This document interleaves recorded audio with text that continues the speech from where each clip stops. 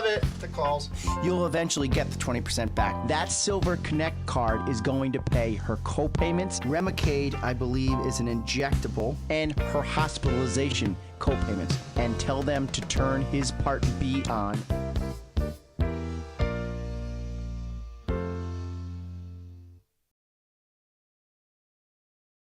All right, producer Tom tells me it's ready to roll. I just plugged the headset in. We're right on time, 106. All right, 107. Today is September 12th, 2012. Hope everyone's doing great.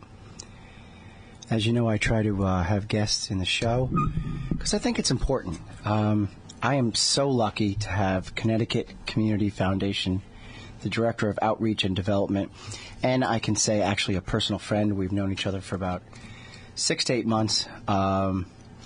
But the other day I went to a function. Congratulations to the Staywell Center, by the way, on 40th anniversary. So I go over and I'm like, hi, Ann, nice to see you. And she knew exactly who I was. She's like, oh, sure.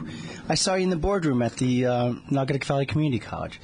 So that was really nice. And I take kindly to people that remember who I am. So in the studio, we have Ann Feinberg. It's actually Ann Miriam Feinberg, but when we rehearsed this morning, she said, no, you call me Ann Feinberg, which I'll do, because she's the boss.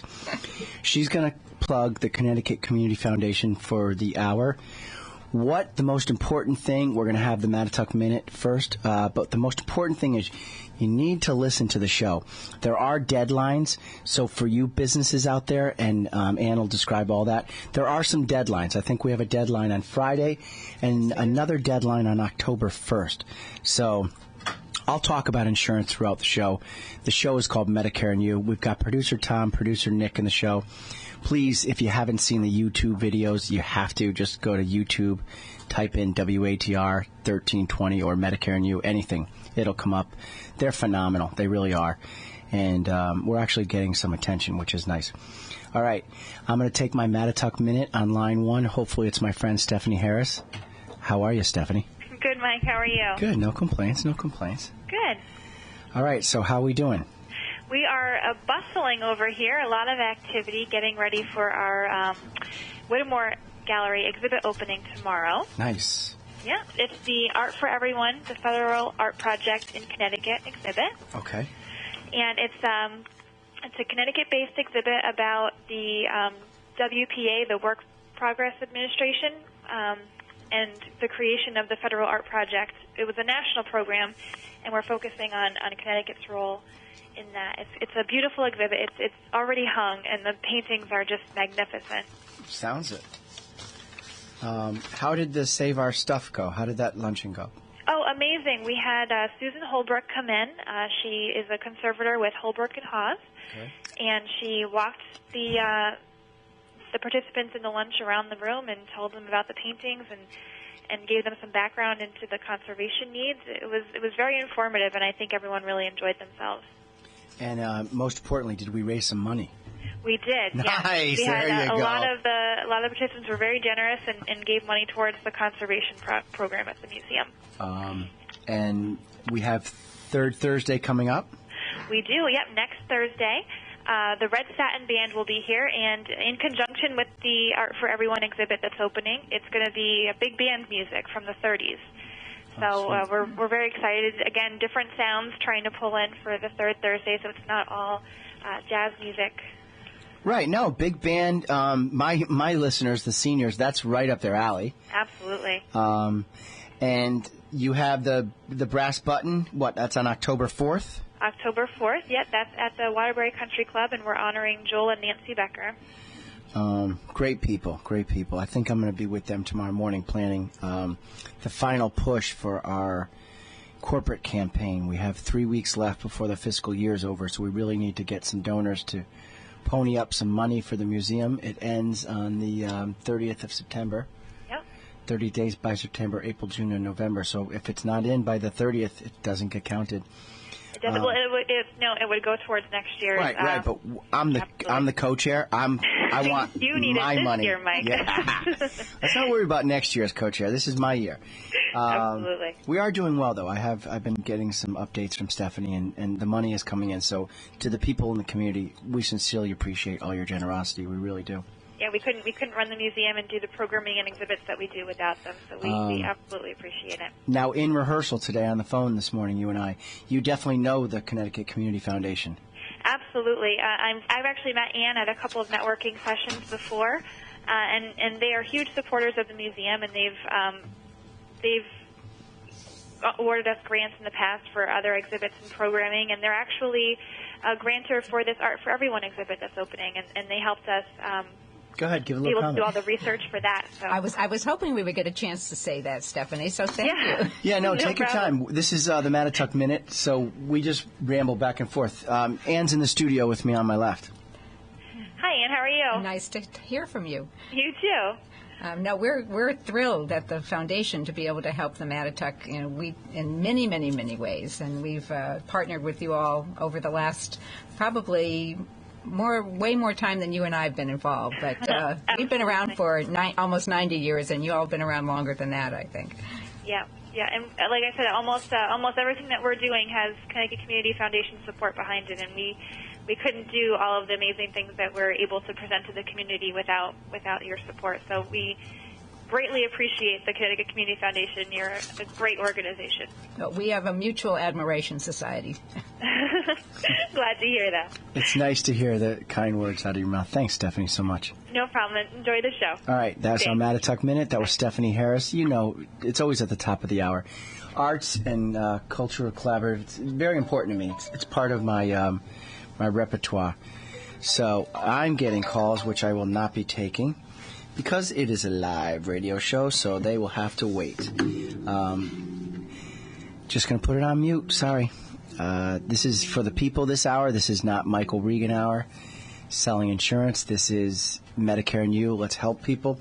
All right. The reason you are here is because you do so much for the community. Why don't you just take it and run with it, and I'll interject when I can. Okay.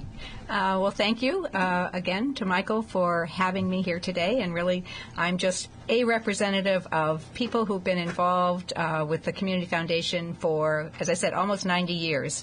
We had our very first meeting in 1923, right on Field Street in Waterbury, with 7 people. And I like to say to all of we women that there were 2 women involved in the founding of the Community Foundation, which is, I think, pretty cool and pretty unusual for that time period. Correct. It was a boys' club back then. Yeah, definitely. It's nice to hear. As you know, G.S. Regan's named after my mother, so you're talking to the right kind of person. I'm a mama's boy. Well, we had Mrs. Kingsbury and Mrs. Pomeroy. If any of you have been into some of the schools and hospitals around, you'll see that name as being on all kinds of things around. They were great people. And I just have, the first thing I have to say is that some of you may know us or have known us as the Waterbury Foundation, which is what we were. And we changed our name to the Connecticut Community Foundation in 2004. Because we wanted to be sure that people in our entire 21-town region knew that this was a community foundation for all of us. The most important thing that I can say that makes it possible for us to do what we do, and I'll tell you that in a minute, is that if we didn't have donors and volunteers, we couldn't do it. No, that's the whole philanthropic thing. That's all about You need to care about your community. And if you're lucky enough to be affluent or to do semi-decent for yourself, the concept is to give back. Absolutely. You can't take it with you. They can't put it in the coffin. Some people like to think they can. No, they can't. Kelly Cronin, one of her co-workers, I was at and I've seen this poster before, but I never ever heard it before. She was an eloquent woman. She gave a speech before a Santa's Toy Fund at the Waterbury Country Club. And she had stated that it didn't matter the size of your car. Nobody's going to remember the size of your car, the price of your house. It's what you gave back to the community. And that's really what you do. I mean, that is what we do. It's amazing. Let me give you a couple plugs because I had my staff, Kristen, great job on this morning. Researched thoroughly. And I'm not sure if you founded it or you have worked in conjunction with it, but you're a very, very large part of the Osher Lifelong Learning Institute, correct? We partner with two other funders, the Naugatuck Savings Bank Foundation and the Lever Foundation. Okay. And so in conjunction with the Lever Foundation, we were instrumental in getting the Osher Lifelong Learning program started at UConn. That's and Dr. Brian Chapman is such a great guy. Brian is a great friend of ours. Great friend of ours. I know him personally, and Rita, what great people they are. They really are. They were nice enough to reach out to me to ask me to teach there for their sessions. And you know what? I don't even want the stipend. They offered me like a $200 stipend per class. You can give it to the Community Foundation. Well, I can. I could do that.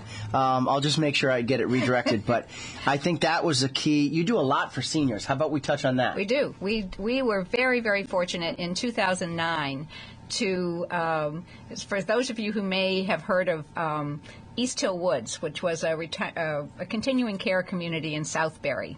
And in 2008, I believe it was, they were sold to a for-profit community called Watermark.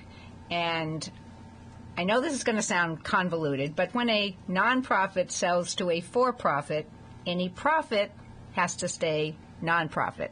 Got that? I got that. The point is that there was $9 million that needed to stay in the nonprofit world. And there was a group of advisors who were charged with deciding how to spend that money, and they looked around and looked at different organizations and banks and opportunities, and they decided that it made a lot of sense to come to the Community Foundation and set up a fund, which we call the East Hill Woods Fund. And that fund is to support seniors in our entire 21-town area. Okay, so nice and slowly, because it's Good Time Oldies radio show. Explain how the seniors can get involved in these programs. I've been plugging the Osher Lifelong Learning Institute, so I always want them to continue education. Right. It's good for the mind. Absolutely. Education. I just got my father, Bill, I don't know, obviously my name is Michael Regan, you know the show. So Bill Regan, we try to be HIPAA compliant on the show. Anyway, I got him an iPhone because I want him to learn technology. Mm-hmm. And you do everything for the mind, for learning, for giving back. Jeff Lapham, my buddy at Shakespeareans, he said that it's unbelievable how much you do for them. All right, so keep plugging yourself. Okay.